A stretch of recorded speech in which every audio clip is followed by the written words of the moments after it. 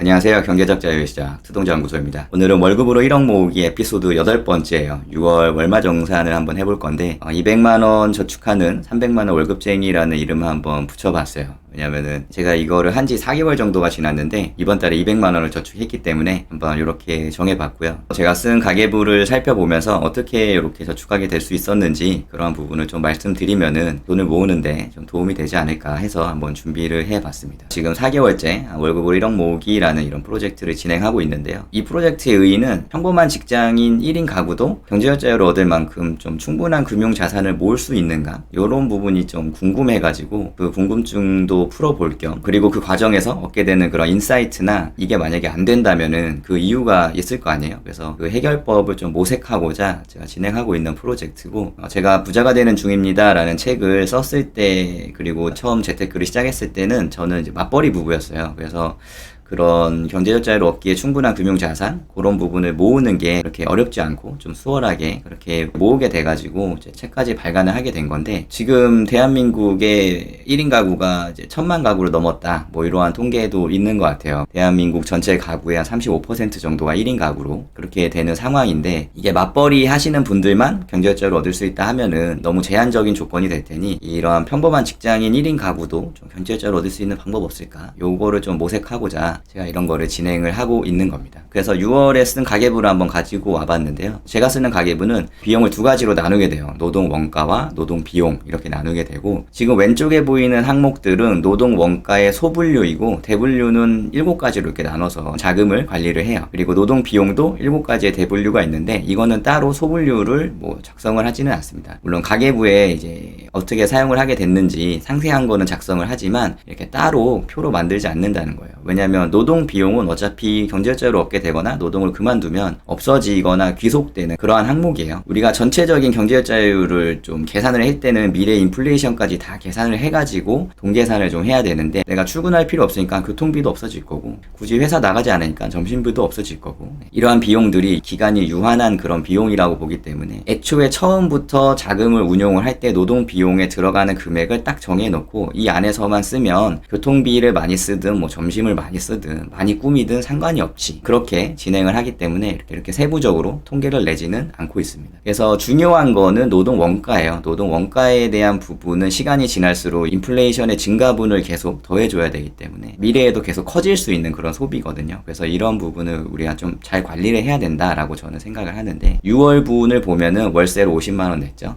50만원 냈다 치고, 그 다음에 생활비 부분이 7만원 정도 식료품으로 들어갔고 5만원 정도가 생활용품으로 들어갔다, 이렇게 보여져요. 3월, 4월, 5월은 이러한 금액들이 좀 들쭉날쭉하죠. 생활용품 비용도 다르고, 여기 써있는 게 다가 아니라 제가 용돈 부분으로 빼서 거의 용돈을 풀로 써가지고 생활용품을 구입을 했었어요. 왜냐면은 오피스텔을 이제 꾸미다 보니까 제가 원하는 그런 공간으로 만들기 위해서 이제 돈을 계속 써야 되는 그런 상황이었는데, 요게 한 3개월 정도 갔던 것 같고, 이제 6월에는 침대 배송비 2만원, 스툴 배송비 29,000원, 뭐 이렇게만 받았기 때문에 크게 돈이 들어가지 않았다라고 보여지고요. 이제 소비가 좀 안정이 됐구나라고 저는 좀 생각을 하거든요. 그렇게 된 거고, 식료품 부분은 어떻게 한 달을 7만원의 식료품으로 사냐, 뭐 이렇게 생각할 수 있는데, 점심은 그냥 회사 가서 먹고 저녁만 제가 먹게 되는데, 요즘 좀 다이어트의 필요성을 좀 느껴가지고 좀 식단을 좀 하고 있어요. 그래서 토마토 하나 먹고 뭐 요거트랑 아몬드 뭐 이런 거를 먹고, 냉동으로 사놓은 이제 닭가슴살이나 이런 거를 먹는데 금액이 크게 많이 들어가지 않더라고요. 그래서 이 정도의 금액이 들어갔다라고 이제 보여지고, 사실 이 식료품에는 약간의 페널티가 필요하죠. 왜냐면은 제가 여기에서만 생활을 하는 게 아니라 저희 집에도 가서 생활을 또 주말에는 하고, 그렇기 때문에 일주일에 한 2번 정도 가는데, 그러한 부분 때문에 좀 페널티도 좀 생각을 하고 있고요. 아무튼 직접적으로 쓴 돈은 이렇게 됩니다. 되고, 그 다음이 통신비예요. 통신비는 이제 지역 인터넷과 OTT 사용하는 금액 이렇게 적어놨는데, 사실 이 OTT 비용이 여기 들어갔었어요. 기타 용품 앤 서비스로 들어가 있었는데, 제가 가만히 생각을 해보니까 기타 소비는 일회성으로만 한정하는 게 좋을 것 같다. 갑자기 일어나는 그런 돌발적인 이벤트에 쓰는 금액을 적는 게 맞을 것 같다라고 생각을 해서, 이게 기타 용품에 적어버리면 기타 용품에 있는 돈이 생활비로 청구가 되는 그러한 상황이 생겨서 좀 헷갈리네 라고 생각이 들어서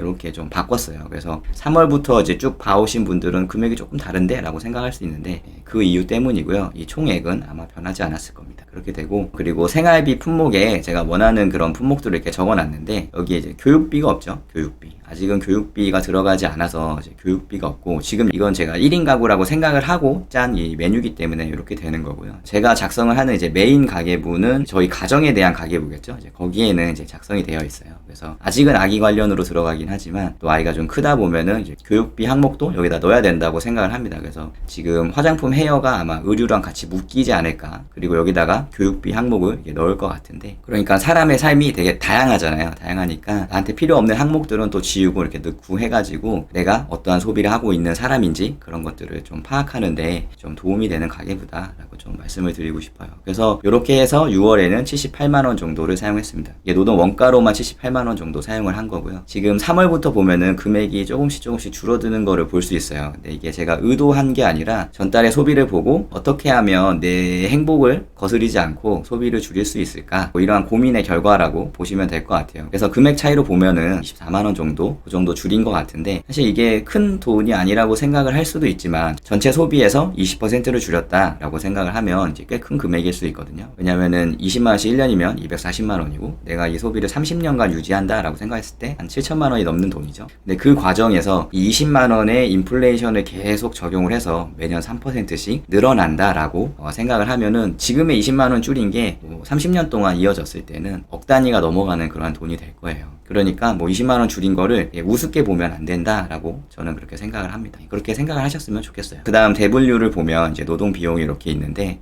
노동 비용도 좀 상당히 많이 줄은 거를 볼 수 있죠. 용돈을 아예 안 썼고 친목비를 아예 안 썼어요. 그러니까 사람 만날 시간이 없었다 6월은, 뭐 그렇게 보는 게 맞을 것 같습니다. 이것저것 하는 게 좀 많아가지고 거기다 시간을 쓰는데도 모자랄 정도로 그렇게 좀 바빠가지고 돈을 쓸 시간이 없었다라고 보면 될 것 같고요. 그래서 6월은 최종적으로 3월에 비해서 한 60만원 정도 줄였다라고 그렇게 생각이 들고, 아까 이야기했듯이 노동 원가에 관해서 좀 페널티가 필요하지 않을까 이렇게 생각이 해요. 그래서 노동 원가에 한 20만원 정도를 더 페널티로 줘야 되지 않나 라고 생각해도 한 40만원 정도는 줄였다라고 보여지고요. 노동 비용으로는 교통비를 이렇게 사용했고요.